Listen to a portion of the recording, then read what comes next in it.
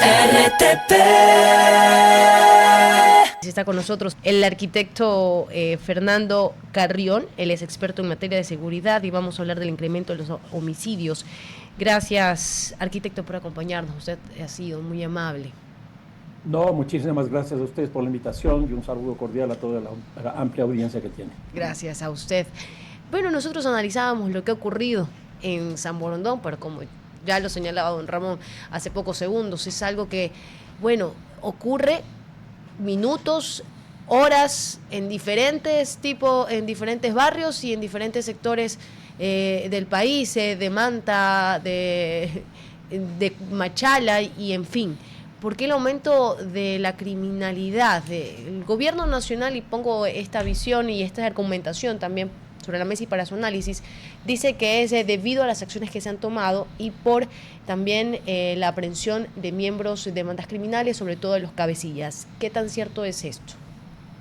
A ver, yo creo que lo primero que habría que decir es que estamos cumpliendo exactamente 2 años de la declaración del conflicto armado interno, porque fue declarado el 9 de enero del 2024. Y entonces es interesante hacer una evaluación de estos 2 años. ¿Qué es lo que tenemos?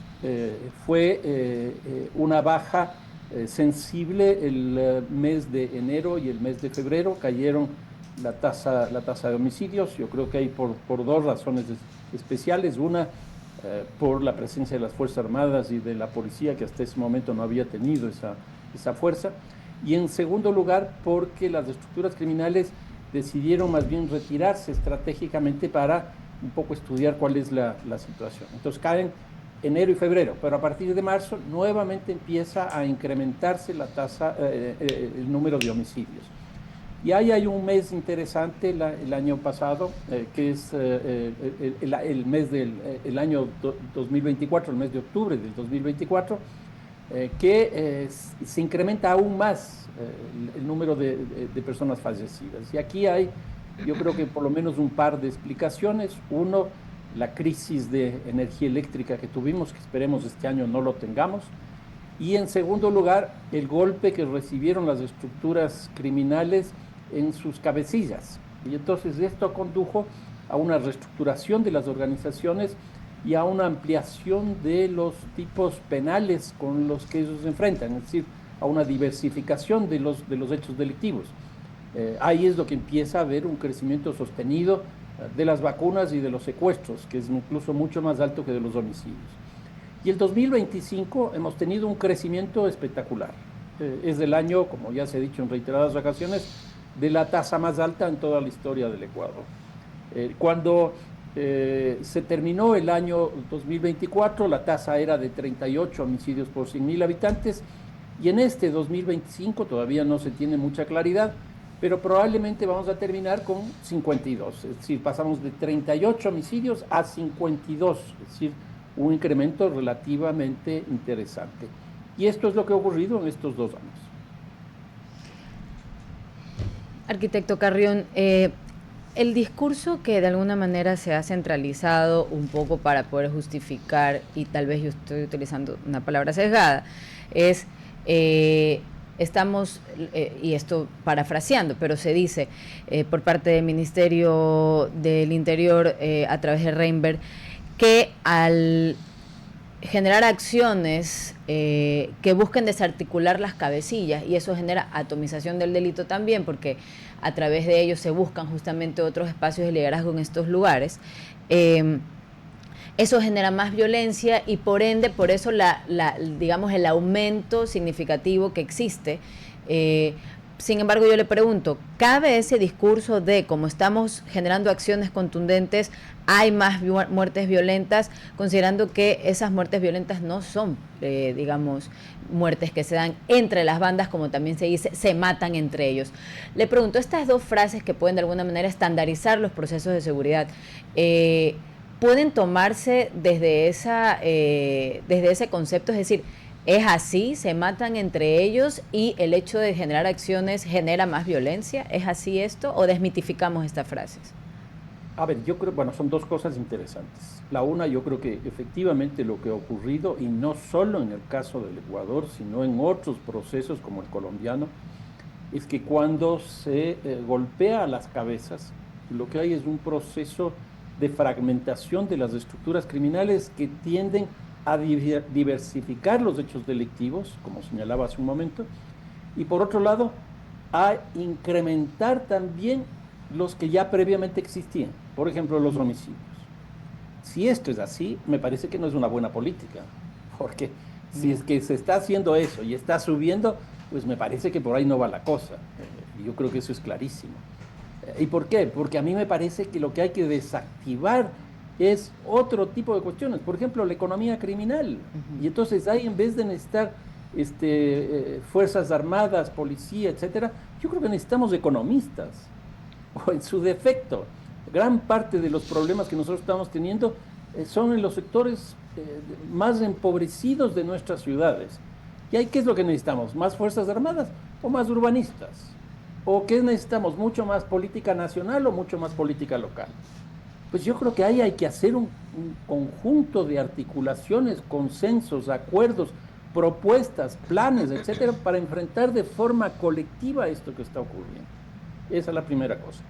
La segunda, sí, yo creo que ese discurso que se está planteando, se matan entre ellos, pues está calando y me parece que es absolutamente inhumano, porque, por ejemplo, cuando hay conflictos en las cárceles y mueren gente en masacres, o muere gente por enfermos, o muere gente porque no tiene alimentación, pues son pobres.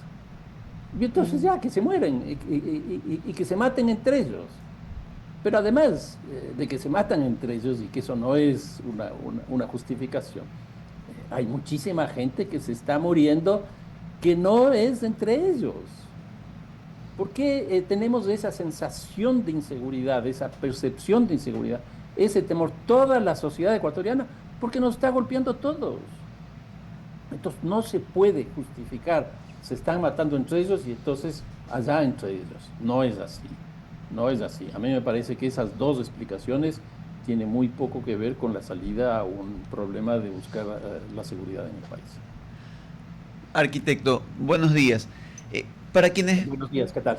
para quienes hemos seguido con detenimiento su trabajo, siempre en temas particularmente dinámicas, delincuencia organizada, es interesante escuchar su diagnóstico actualizado a enero de 2026, ¿no? Yo recuerdo hace algunos años usted vaticinaba que post pandemia el incremento en el consumo de fentanilo había diversificado las cadenas de valor de la cocaína, por lo menos a nivel de América, que habíamos generado más exportación hacia Europa y hacia otros puntos, que se buscaban nuevos destinos de consumo regional como Brasil. ¿Cuál es el panorama del tráfico internacional de sustancias y cuáles son los otros delitos de orden transnacional que hoy involucran a estas estructuras, que además tienen cada vez menos estabilidad atrás de cabecillas y de alguna manera son grupos más fragmentados? ¿Cómo se actualiza esta radiografía de la región y de la exportación de drogas al mundo? Pues el narcotráfico está cambiando, como la violencia, de forma permanente, pero permanente. Y una cosa es el narcotráfico a principios de siglo y otra es más o menos a la mitad al 2014, 2015, que ahí empieza a haber un cambio sustancial. ¿Cómo se expresa este cambio sustancial? Hasta antes de eso, básicamente había un monopolio en términos del consumo, que era los Estados Unidos. Y la droga salía al principio, hasta fines del siglo pasado, salía por el Caribe, pero se cerró la entrada por la Florida y por toda esa zona, que era por aire y por mar, por los atentados terroristas del 2001. Y entonces se abrió más bien la entrada de la droga a los Estados Unidos por tierra, por la frontera México-los Estados Unidos, y ahí se trasladó del Caribe hacia el Pacífico. Pero ¿qué es lo que ocurre ahora?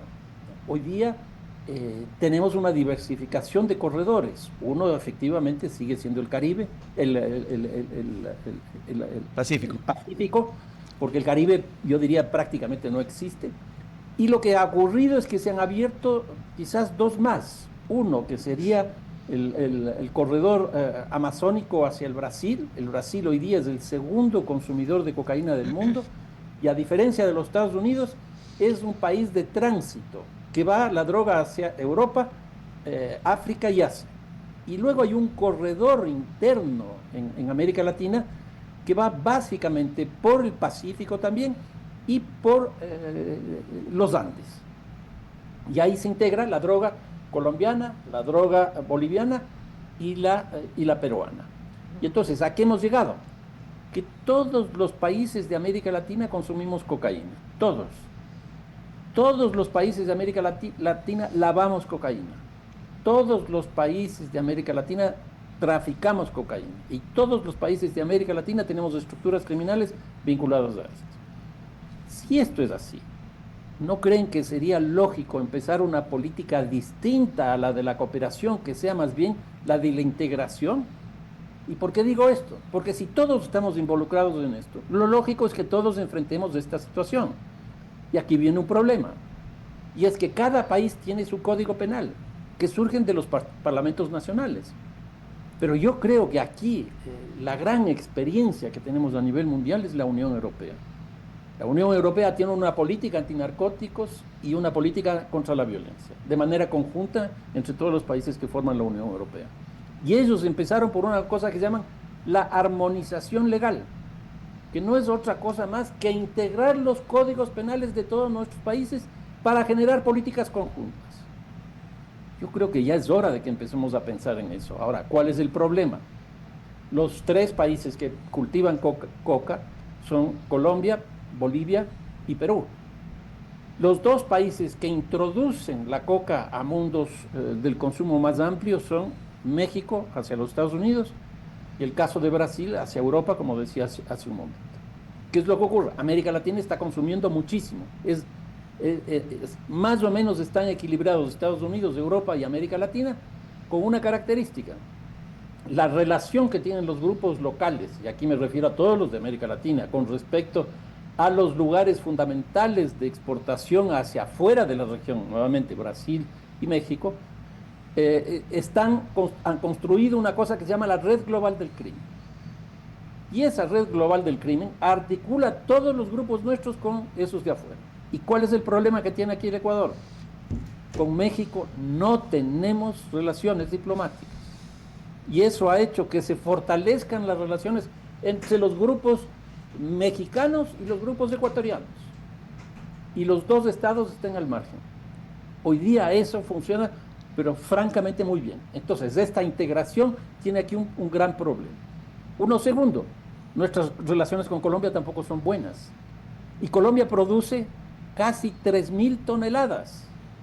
Y por el Ecuador sale más o menos la mitad de eso. Y la mayoría de esa droga es colombiana.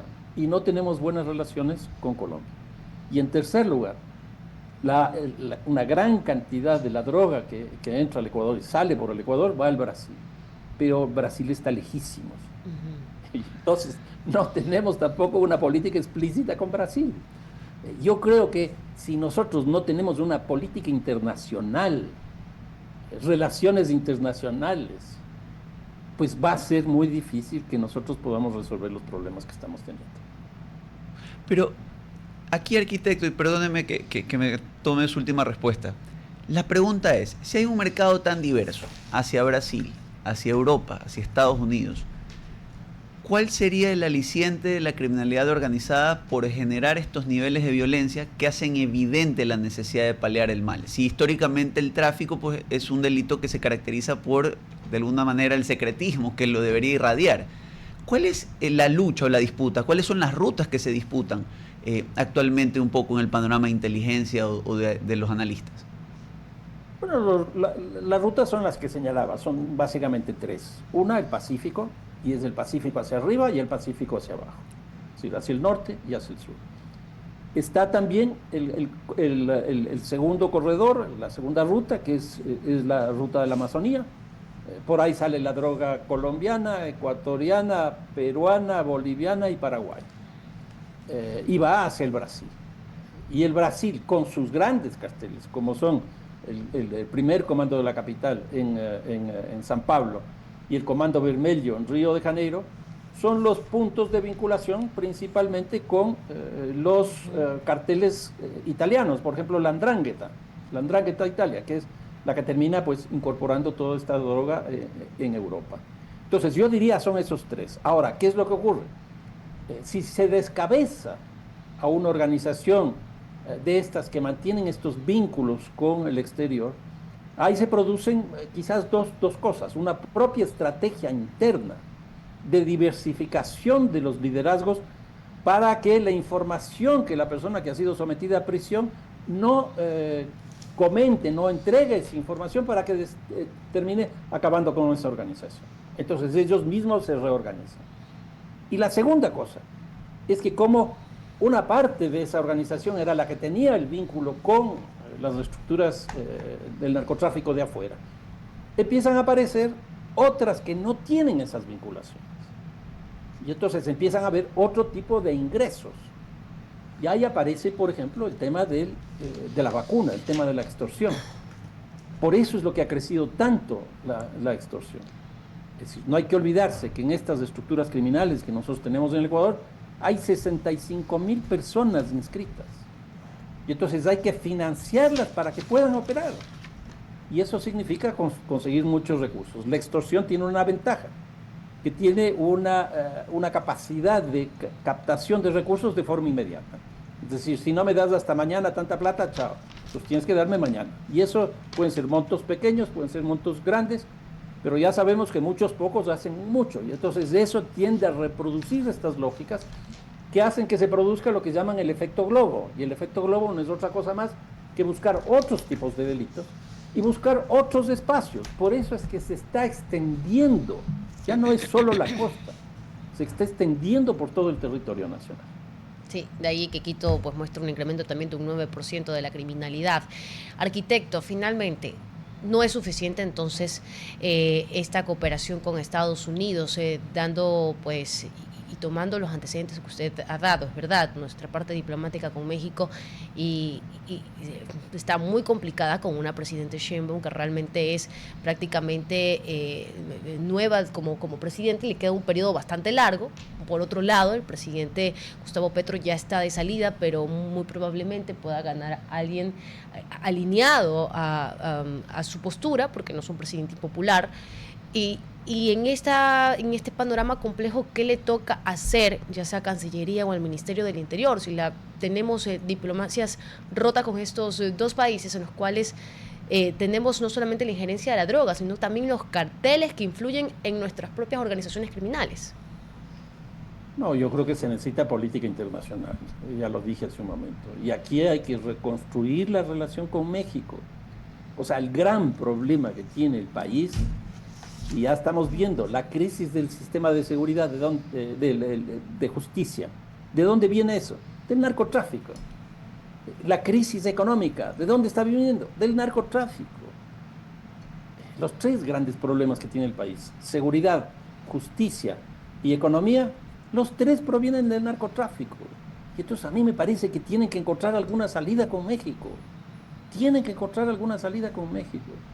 Porque si no, esto va a seguir como está saliendo. ¿Cómo podríamos tomar, por ejemplo, la decisión de no retomarla? Es decir, ¿de qué manera podría leerse en cuanto a visión de gobierno, justamente por lo que usted está indicando y explicando? ¿Cómo podríamos entender que un gobierno, pese a que el transversal de estos tres problemas es el narcotráfico, aún así no decida rearmar estas relaciones? ¿Un gobierno indolente? ¿Cómo lo podríamos calificar? Lo que pasa es que está encerrado en una política específica. Y esa política específica es básicamente esto que llaman el bloque de seguridad, que es Fuerzas Armadas y Policía. Por eso yo les decía hace un rato, el gran problema que existe en términos de la violencia, el narcotráfico, etcétera, es la economía criminal. Yo estoy trabajando este rato con la CEPAL, con ONUDC, con la cooperación alemana, FES, y lo que les he planteado es que la economía de América Latina está dividida en tres partes prácticamente iguales. Una primera que es la economía formal, una tercera parte adicional, la economía informal, y una tercera parte adicional es la economía criminal. Yo di una conferencia en una universidad de Quito hace un mes más o menos ante estudiantes de la Facultad de Economía y profesores de la Facultad de Economía. Y les dije, ustedes están estudiando solo para 1/3 de la economía de América Latina. Y se quedaron absortos. Y les dije, ustedes tienen que estudiar economía criminal, ustedes tienen que estudiar economía formal. Si es que nosotros empezamos a tener economistas que entiendan esta lógica, pues vamos a tener la posibilidad de generar políticas de Estado en esta perspectiva. Y si tenemos políticas de Estado, ya no va a depender de que el presidente de un país sea de una línea y el presidente de otro país sea otra línea. Ahora, una cosa adicional, en esta lógica del cambio que yo les decía que tiene el narcotráfico y tiene la violencia, una es la que proviene de la cocaína, de la hoja de coca, y me parece que esa ya está empezando a cerrarse y se está abriendo la de las drogas químicas. Y eso sí es una cosa, pues, loquísima, porque eso ya no depende de que haya 3 países que cultiven, sino que todos podemos hacer eso. Como, qué sé yo, producir un vehículo, producir una computadora, etcétera. Se vende donde el mercado es más próximo. Y simplemente se reciben los insumos que vienen de distintos lugares y en este lugar simplemente los mezclamos. Y eso es lo que va a empezar a pasar si es que no logramos enfrentar esto desde este momento. Arquitecto Carrión, le agradecemos muchísimo por habernos acompañado. No, muchísimas gracias a ustedes. Un saludo cordial. RTP